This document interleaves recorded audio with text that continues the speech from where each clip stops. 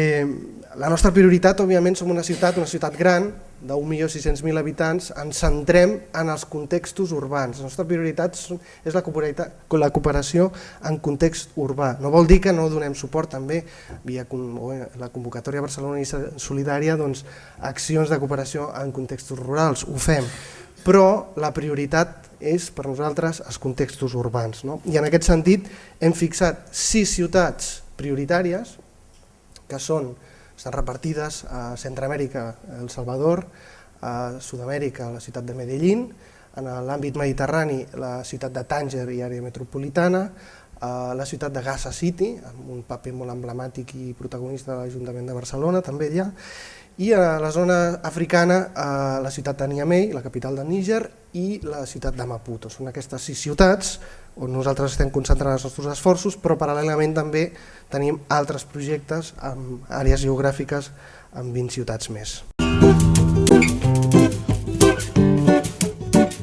Mama nakuomba unipeleke kwa baba nikamuone, nipeleke kwa baba nikamuone. Per primera vegada una societat que ens crèiem, una societat solidària amb un fort compromís de sumar sinergies amb la comunitat internacional per lluitar contra les desigualtats, contra la pobresa.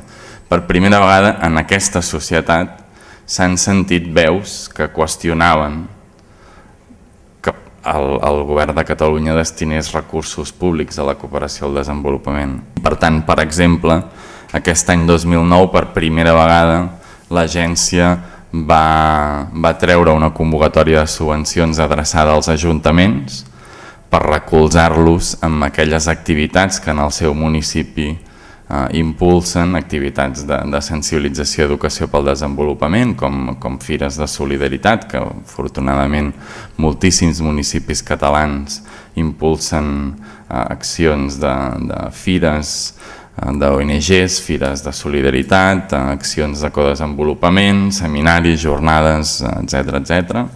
L'Ajuntament de Barcelona recentment va aprovar el Pla Director de Cooperació que hem publicat i que està penjat a la nostra web i us podeu adreçar a demanar-lo també en paper, en el qual marca tota una sèrie de prioritats en la nostra política de cooperació.